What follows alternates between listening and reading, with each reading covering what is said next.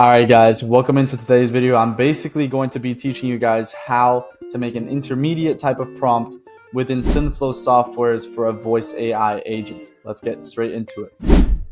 Alright guys, so now that we're in the Synthflow dashboard, you basically will need to get a Synthflow account if you don't have one yet. There's going to be a link down in the description below with a 30-day free trial. So let's go ahead and move on with the build, right? So I want you guys to understand a little bit first that the advanced settings are something that you guys definitely have to look into if you haven't, to make your AIs sound way better than they usually do.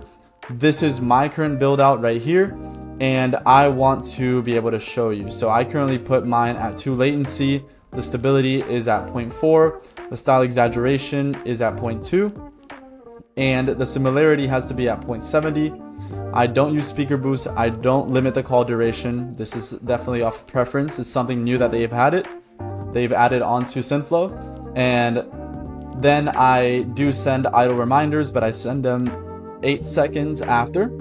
And then of course I go over here and I put fast, right? So that's how I currently like to set mine up. That's how I believe sounds the best way possible, and that's what I wanted to share with you guys. So now onto the prompt. The first thing that I say within the prompt, right, is, hey there, this is Adam, Synthflow's AI advanced customer support.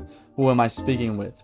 Right now, with that being said, I go over to the prompt right here, and I'm going to show you guys how exactly I go ahead and prompt my AIs, right?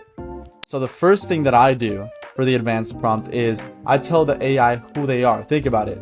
You're basically teaching somebody their entire personality, their entire job, their whole goal, their focus, everything. So in this case, right, I'm telling them, hey, your name is Adam, you're currently working for Synthflow, the company that allows people to white label their AI calling software and start their own agency with little to no limits, right? So after that, right, I give it an industry focus. So you're going to be focusing on people who are looking to start their own AI calling agency, which is an agency that services AI. So now it knows the industry focus. Then I give it a primary goal. I tell it, your main goal for the call is going to be to explain the service that Synthflow is offering, answer any questions that the inbound user may have, and then book them into a call. After that, I give it call actions. Now this is where the intermediate type of build comes into place, right? So what happens during the call actions, right? The call actions is basically what's going to be happening within the call, right? That's pretty self-explanatory, but just in case, I make sure to say it. So the first thing that's going to happen, this is the first step right here. Gather the user's name. So I tell it, after the custom greeting is mentioned, you need to make sure to gather the user's name, right? Custom greeting being what I showed you guys earlier. If the user gave you their name, make sure to proceed to gather consent in the step called consent step, which would be down here, right? Now, I want you guys to understand one thing. You need to give these AIs an if situation. So essentially what I mean by that is, if this happens, this should happen. If this happens, this should happen.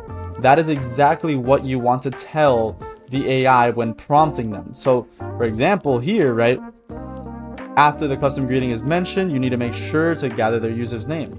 Now there's 2 possibilities. They could either give you the username, right? So they could give you their name, or they could not give you their name.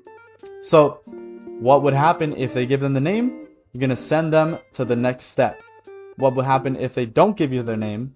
If the user did not give you their name, make sure to try and gather it again.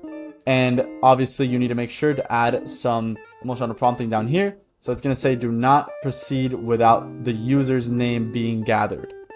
It will not proceed without the username being gathered because I have told it not to. This is very important.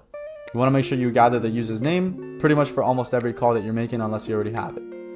So what happens after that, right? They get sent over to the consent step. So within the consent step, they're going to see basically the same thing going on. The same thing is going to happen, right? So perfect, thank you. Name, before we begin, do we have your consent to record this call for quality and training purposes? Now, I want you guys to understand that I don't give it quotations, right? I don't tell it, hey, say this exact thing, because if you tell it to do that, it's not really going to have any freedom for the conversation itself. So if someone replies with, hey, what color is the sky? You won't. So if someone replies with, hey, what color is the sky? Instead of actually, giving consent or whatever it was, then it would follow the exact quotations that you give it. And that's not something that you really want. You want it to be able to say, oh, the sky's blue, but we're talking about this right now. And then it would proceed with what it was saying, right? So in that case, in order for you to be able to do that, you cannot give it quotations.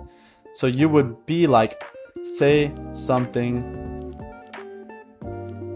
like, and then give it semicolons, and then give it that, right? So once the name is gathered, say something like, perfect, thank you, name. Before we begin, do we have your consent to record this call for quality and training purposes, right? And another thing is, you want to make sure to have these as parentheses because it is an inbound call. An inbound call will not be able to have the name as a variable as soon as it starts the call, obviously. So it's going to gather the name from up here, and then it's going to go ahead and reply with their name, right? So make sure to add those in parentheses. So after that, what can happen, right? So I asked them, do we have consent to record this call for quality and training purposes? Now, two things can happen. They could say yes, or they could say no, right? So if the user says right here, if the user provides consent, then you may proceed to the next step called sales or support, right? However, if they do not provide a consent, then you must tell them that you are not able to proceed with the call without consent being given, right? So that is the two scenarios. Once again, think about it as a tree. It's basically going ahead, starting from the top, and then branching into two separate branches of two possibilities. And then obviously actions after those possibilities. So I do the same thing, right? Do not proceed to the next step without consent being provided. And then what would happen, right? The next step is sales or support. So with sales or support, you're basically going to see once consent is provided by the user, say something like the same thing as I told you guys before. Thank you, name. Would you be looking to contact sales or support today? All right, so let's add these as parentheses as well, just to make sure that that has it. And then that should be good. And then it can answer two ways, right? They could either say sales or the user could say support, whichever one of the two. So if they say support, make sure to answer the questions the user may have. If they say sales, make sure to answer the questions the user may have. And the reason these are like they are is because I'm not making an actual build for somebody. So this means that if they wanted to contact sales, I would ask them like specific questions for sales. If they want to contact support, then I would ask them specific questions for support. It really depends, right? So there on out, right? I would basically give it some benefits for our service, as you can see right here. So if you want to give it some benefits, you need to make sure that you give it 4 bullet points or whatever you want to do. You can do bullet points, you can do numerized points, however you want to do it. This is how I did it on my end. So that way it is able to learn the benefits for your service and proceed with that, right? Then, obviously, if they would like to book in an appointment, and this is completely situational, right? If they would like to book in an appointment, this is what I currently set up for the appointment booking. Now, so with the appointment settings section, as you can see, basically what it says is once the user is interested in using our services, try to get them onto a call. Give the user some of our available times to see which one works best for the user. And then once the user agrees on a time with you, make sure to book it into a calendar and proceed with any questions they may have. Now, some additional things that you could add onto this is make sure to ask them for some of their time zones, so that way you can book them into their appropriate time zones. In this case, I didn't really do it because I would do that in the advanced guide, but in this case, right, doing it like this would still book them into a meeting just in your time zone or the time zone that you set up within GoHighLevel or Cal.com, right? So the next thing would be how they should speak. So I want them to speak professional in a human tone, human-like tone of voice, right? Keep all of your responses enticing and simple to understand, and then make sure to use casual language phrases such as, well, and I mean, right? And then after that, I say this is a voice conversation, so keep your responses short, like in a real conversation. Do not ramble on for too long. And then something very important is objection handling, right? And these are extras. I want you guys to understand that the real things that are going to be happening within this this action, the call itself, are the ones that we made for the call actions, right? This is a title. This is a bigger title. This is a basically a subtitle in a sense, right? So the titles are what's really happening within the call. Well, it's especially within call actions, right?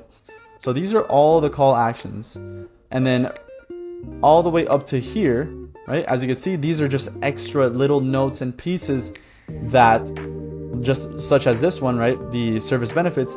These are little extra notes and pieces that the AI will have in order to perform better on the call. So we just give it a bunch of bullet points, right?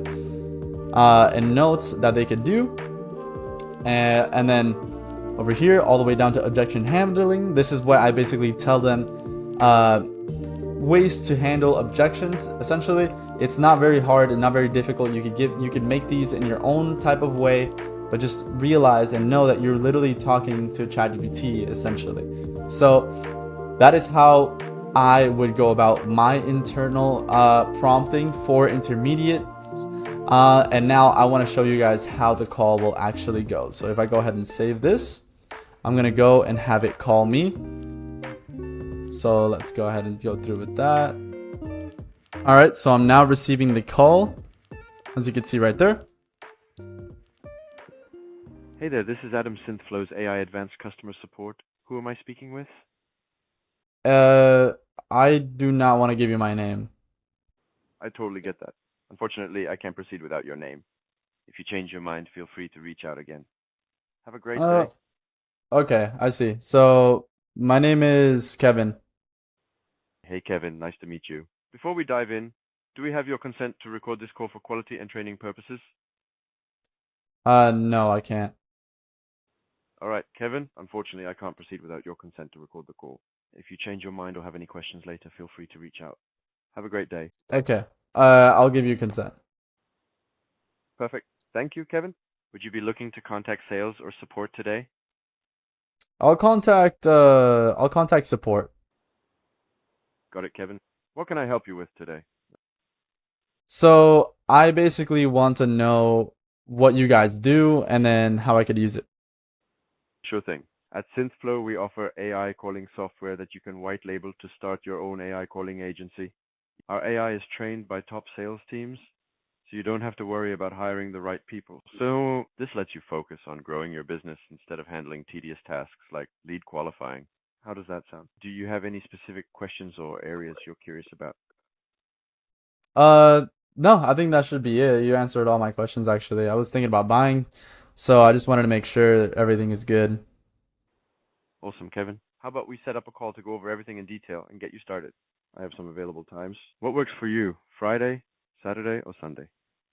Saturday. Great. I have slots available on Saturday at 11 a.m., 1 p.m., and 3 p.m. Which one works best for you? 3 p.m. works. I'm usually working in the mornings. Perfect, Kevin. I'll book you for Saturday at 3 p.m.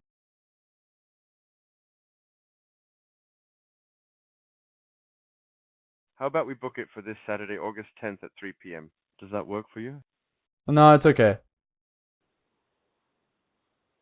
All right, Kevin. If you change your mind or have any other questions, feel free to reach out anytime. Have a great day. All right, thank you. Bye. So the reason it didn't book a meeting is because I didn't really set up the real-time booking. However, this is a video for the prompt, not for real-time booking or any custom actions. But as you can see, the consent, I basically decided to deny everything that it told me. So I didn't give it my name. I didn't give it consent. And as you can see, it immediately said, well, I'm not going to go ahead and proceed with this call. And, you know, so it worked perfectly. It worked exactly how I prompted it. And it understands way better how I wrote it down within this prompt right here, just because of the titles, the subtitles, and everything that you need within there. So if you guys have any other questions or anything else that I can help you with, make sure to comment it down below. I'm going to be here for you. Thank you guys for watching. I'll see you guys in the next one.